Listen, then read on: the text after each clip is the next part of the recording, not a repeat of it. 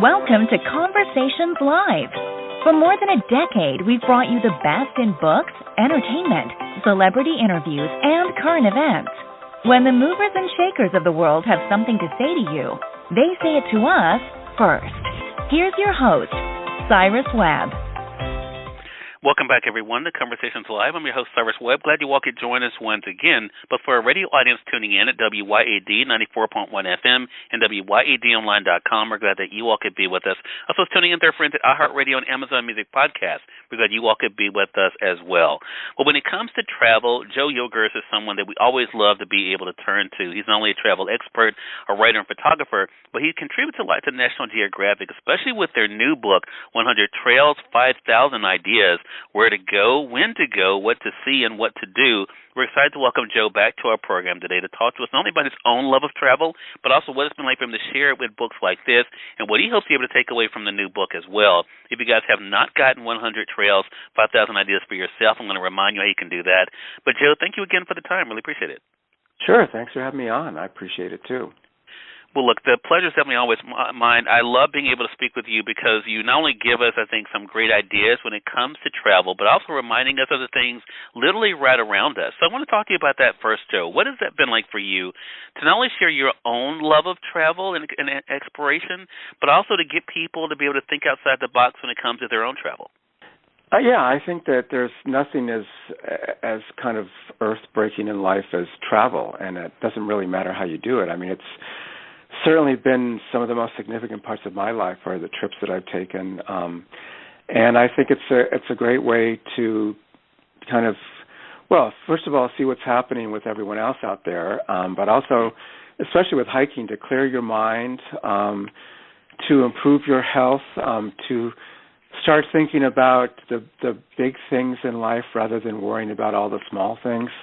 And it's so for both your mind and body. I think it's the perfect tonic. And as we're talking about trails here, Joe, I love the way that the book is broken down, so our audience can pretty much look at different areas. Of course, I'm here in the South, here in Mississippi, but I love the fact you're able to kind of break it down geographically. What was it like for you putting this together and kind of highlighting some of the places that you thought that readers should take a look at? Well, it was a multi-year project. I mean, it came about during COVID when my editors at National Geographic rightly predicted that people would not be traveling internationally, but they would probably get back to domestic travel pretty quickly because of cabin fever. And hiking seemed to be a way to get out of the house and to go somewhere where there weren't a lot of other people and it was nice, fresh air. And for a very short time, you didn't have to worry about COVID. And I think they predicted, rightly, because by the summer of 2020, the national parks and the hiking trails were filling up again.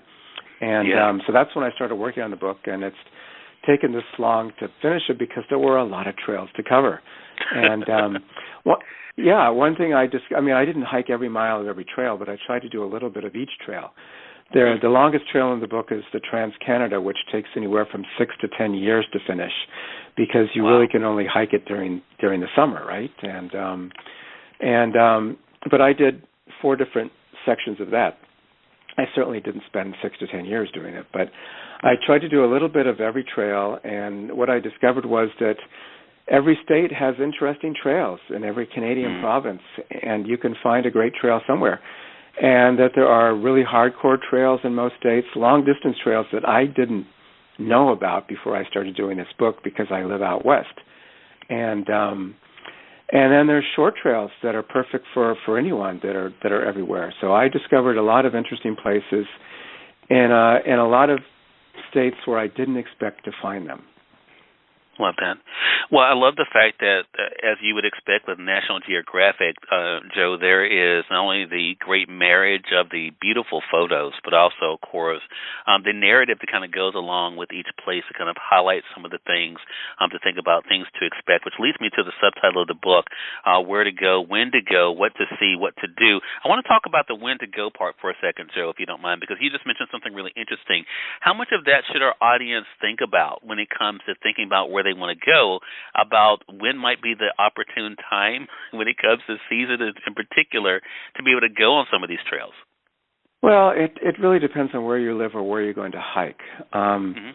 Weather can be a huge factor. If you look at the epic trails like the Appalachian and the Pacific Crest, the traditional way is to start in the far south, which is where the weather is better in April. I really should say less severe in April or May when you need to start, and hike your way through the summer and finish in Washington State or Montana or Maine in September or October, just before it starts snowing again. So weather, the climate is really a big factor when you're taking those. Or if you're doing hikes in high mountains, no matter what time of year it is, you have to take weather into consideration, because it could start out sunny and warm in the morning, and by mid-afternoon you could have heavy rain or snow flurries because of the altitude change. And so you really should pay attention to what the weather is going to be like for the day you're hiking, and take appropriate clothing, and plan your hike so maybe you're back before the weather starts to get bad, or maybe put it off for another day. Like, you never want to be out in a lightning storm, no matter where it is. And I think that, again, looking at climate, hiking these trails in the southern U.S. during the summer, not as comfortable as hiking these trails in the spring or the fall, especially the fall when you get a lot of amazing color, even in Mississippi and other parts of the South, right? And so that's kind of where climate comes in, too. If you're going to go really deep south into southern Florida, winter is the best time for those trails, because it's the most pleasant time of year to hike. The other thing I love about this book, and I want to say for those who are just coming in on the radio side, I'm speaking once again with Joe Yogerst. We're talking with him not only about his own love of travel, but also how he explores trails in the new book of National Geographic, 100 Trails, 5,000 Ideas. I love the fact that you're able to kind of give us these points, like the distance, which you've referenced here, Joe, the time that it takes to do it, the difficulty level, the best time of year. Yeah. I love that. And one of the things I thought about when it comes to myself and ideas that I was getting for myself was in Tennessee, the Fiery Gizzard Trail. I love the fact that that it is, the difficulty level is said to be strenuous. Is that also something you hope? I bring that up, though, Joe, because I think for a lot of people, they make these a family affair. Do you kind of hope they use that, too, in their planning? Like, hey, this is something we can do together, and then they can better plan as to what to expect. Oh, sure, very much so. The Fiery Gizzard is one of those kind of wild cards that we threw in there. I think because we noticed the name, and I thought, wow, what is a fiery gizzard? we have to go find out what a fiery gizzard is. And that's a, even though it depends on how old your kids are and what their comfort level is with hiking. I could take my two daughters now, who are both in their 20s and avid hikers, and they would have this finished in a couple of hours, and it would take me a whole day. Wow.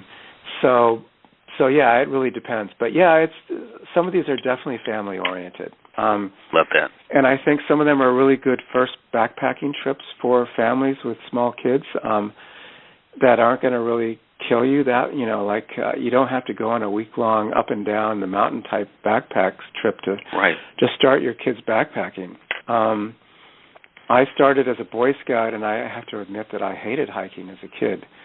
I just didn't, especially if it was uphill. It was some of my least favorite memories of Boy Scout days were the hikes that we had to go on. I seemed like I was always at the end of the line and the last to finish. But by the time I was in college, I had become an avid hiker and really discovered that it's not how fast you finish it. It's really the journey and how much you enjoy what's around you. It's not really marching through because you need to get to that place by a certain time. It's someone put that hiking trail there because it has incredible scenery or it has some historical value, and you should take full advantage of that. It's really, even with the hiking, it's the journey. It's not the destination that you're trying to get to. Such a great point, such a great reminder, and another great conversation with you, Joe. Again, everyone, Joe Yogerst has been our guest again. We've been talking with him about the newest book from National Geographic, 100 Trails, 5,000 Ideas, where to go, when to go, what to see, what to do. It is available through our friends at Amazon.com or through your favorite local bookstore as well. Joe, you have a lot of exciting things going on. You have a website as well. Let our audience know how to stay connected with you. Yeah, www.joeyogerst.com. And I also have an Amazon authors page, which has all of my books listed up there, going back I have somewhere between 40 and 50 different National Geographic books that I've worked on since the late 90s. My novels and everything else up there. So that's how you can stay in touch with what I'm doing. Love it. Joe, thanks again for the time. Really appreciate it. And looking forward to our next chat together. Sure. Thanks a lot, and look forward to the next one. All right, and we thank your audience for tuning in to another great segment of Conversations Live. Until next time, I'm your host, Cyrus Webb, saying as always, enjoy your day, enjoy your life, enjoy your world. Thank you all for choosing Conversations Live, and let's go make today amazing. Take care.